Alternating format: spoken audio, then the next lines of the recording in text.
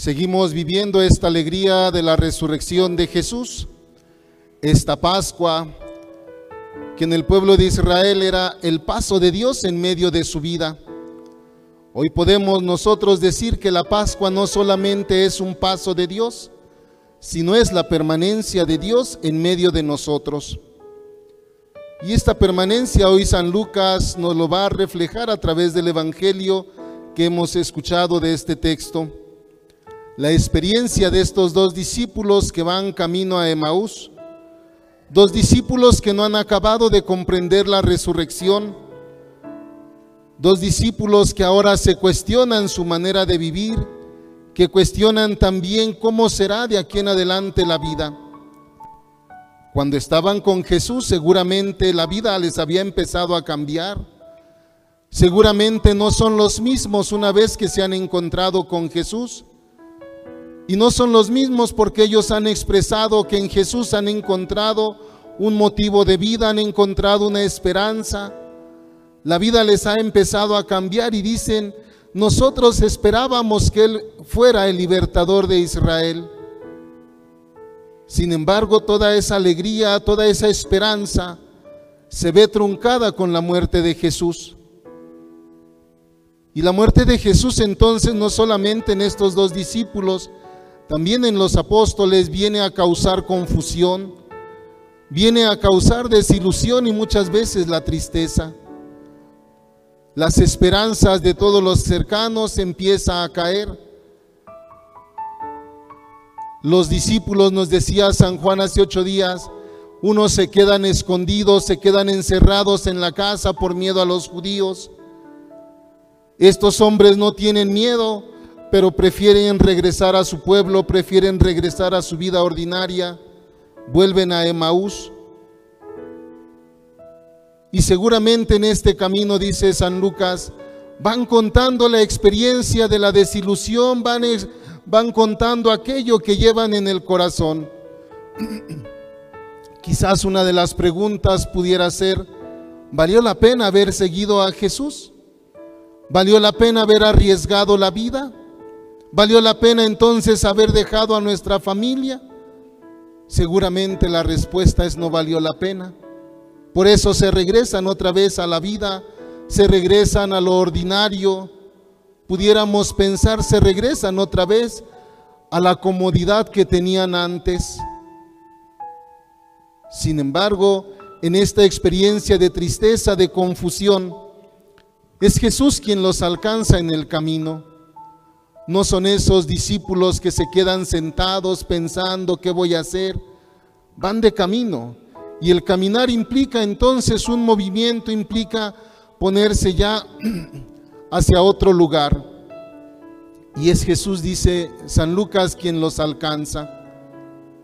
Los alcanza, pero también les pregunta qué van preguntándose en la vida. Les pregunta también por su tristeza. No es ajeno Jesús al dolor, a la confusión que llevan, y aún en esa confusión Jesús sigue caminando a su lado. Después de que estos discípulos le explican a Jesús su desilusión, después de que le explican la tristeza, Jesús les echa en cara primeramente la dureza del corazón, porque no han creído verdaderamente en Dios, no han creído en aquello que decían los profetas. Por eso dice San Lucas, tuvo que explicarles todas las escrituras, todo lo que se refería al Mesías, para que pudieran entonces comprender qué es lo que está sucediendo. Quizás la petición más interesante de estos discípulos es cuando Jesús pareciera ser que va de camino, que se va más lejos, que ya no se quedará con ellos, y le piden: quédate con nosotros, ya es tarde y pronto va a oscurecer. La experiencia cambia, porque es ahí, en medio de esta pequeña comunidad, donde dice San Lucas, es Jesús quien fracciona el pan. Es Jesús entonces quien se hace reconocible para ellos, porque antes no lo habían alcanzado a reconocer. Una vez que lo han reconocido, dice el texto, desaparece Y entonces a ellos les empieza a cambiar la vida, la situación se empieza a entender un poco mejor, dejan ahí su pueblo y regresan otra vez a Jerusalén. Pudiéramos nosotros entender cómo la vida cristiana no se hace de una manera alejada, siempre se hace en comunidad. Estos dos regresan con los 11 para poder compartir con ellos esta experiencia de haberse encontrado con Jesús en el camino. Quizás este evangelio también es el propio reflejo de nuestra vida, porque muchas veces también nosotros vamos caminando como estos dos discípulos, a veces en medio de la desilusión, a veces también en medio de tristezas, a veces confundidos de la vida sin saber para dónde ir, pero es Dios también quien ve nuestra vida, es Dios quien de alguna manera también se acerca a nosotros. Quizás como estos dos discípulos, a nosotros también nos ha llegado la pregunta: ¿vale la pena seguir a Jesús?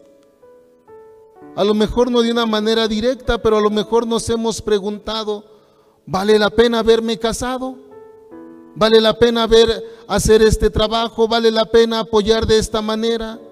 ¿Vale la pena entonces servir a Jesús en medio de la iglesia?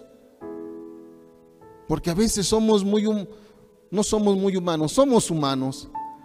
Y nos preguntamos todas estas situaciones porque queremos también tener un sentido en la vida. Quien no se pregunta por el sentido en la vida, empieza a caminar, pero sin un rumbo.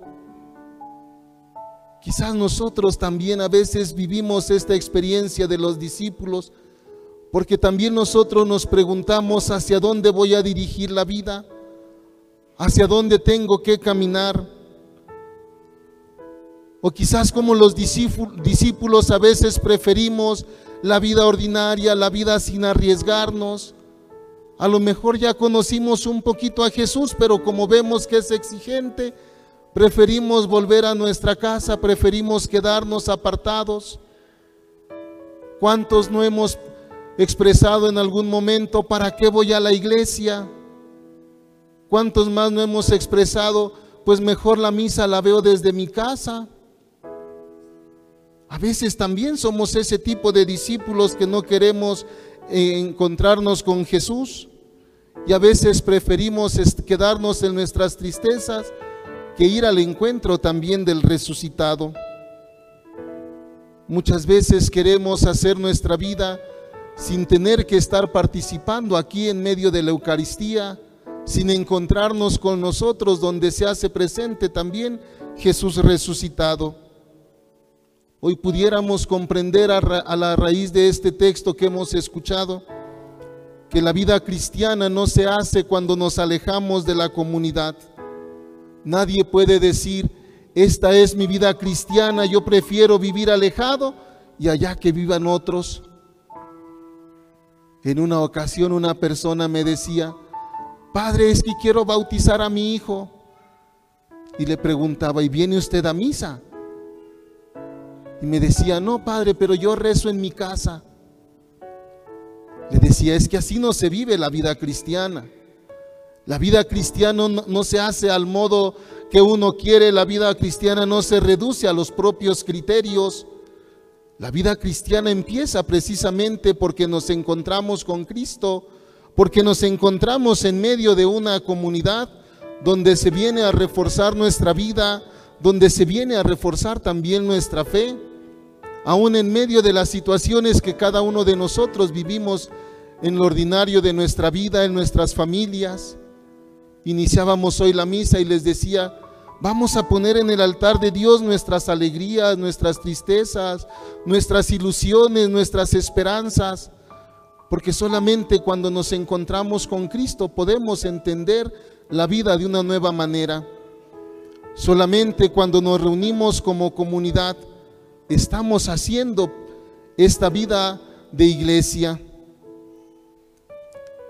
Los discípulos de Emaús no solamente se han dejado acompañar por Jesús, no solamente le han pedido: quédate con nosotros, han reconocido a Jesús en medio de la fracción del pan, en medio de la Eucaristía. pero no se han quedado ahí sentados.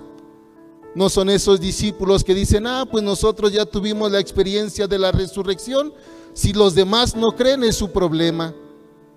Son estos discípulos que ahora dice, lo reconocieron, dejan la seguridad, dejan Emaús y vuelven a Jerusalén, vuelven al lugar donde a lo mejor la vida empieza a tener un peligro, vuelven a Jerusalén para encontrarse con los demás, llevan esa misión de decir, nosotros también hemos encontrado al resucitado. Quizás para nosotros también después de la Eucaristía viene la misión.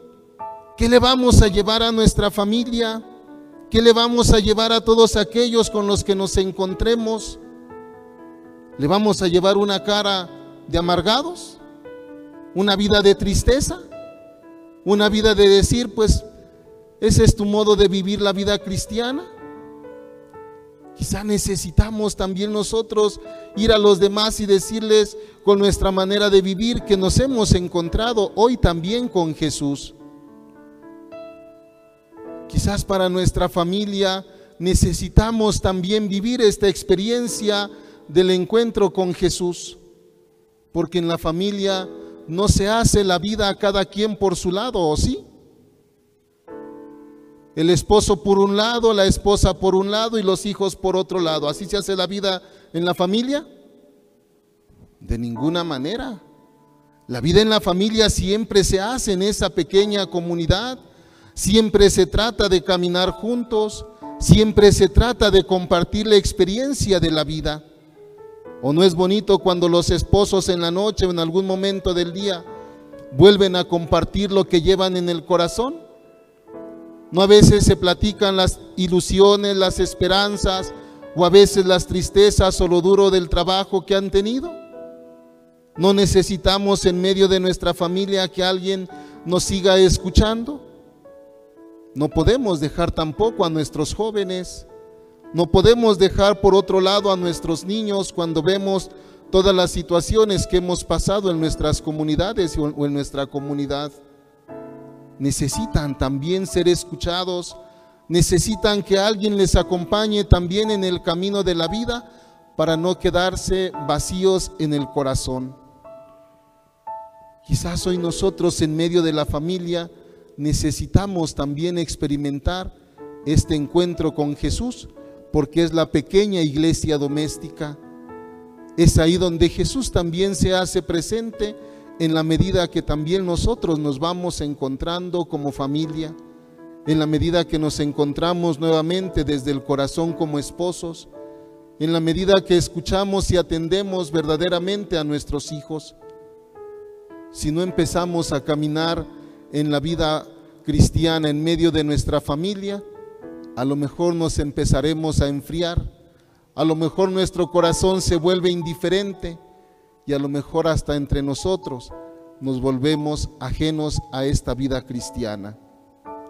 Pidámosle al Espíritu Santo que ha resucitado a Jesús, que venga a mover nuevamente nuestros corazones para que nos volvamos a encontrar con Jesús que ha resucitado y podamos llevar este anuncio a nuestra familia, a los que están cercanos a nosotros. Que lo podamos externar también con nuestro testimonio a tantos hermanos que muchas veces prefieren quedarse en su comodidad y no estar en medio de nosotros. Que el Señor nos ayude, que el Espíritu del resucitado venga a habitar en medio de nosotros. Que el Señor nos siga bendiciendo. En el nombre del Padre, del Hijo y del Espíritu Santo. Amén.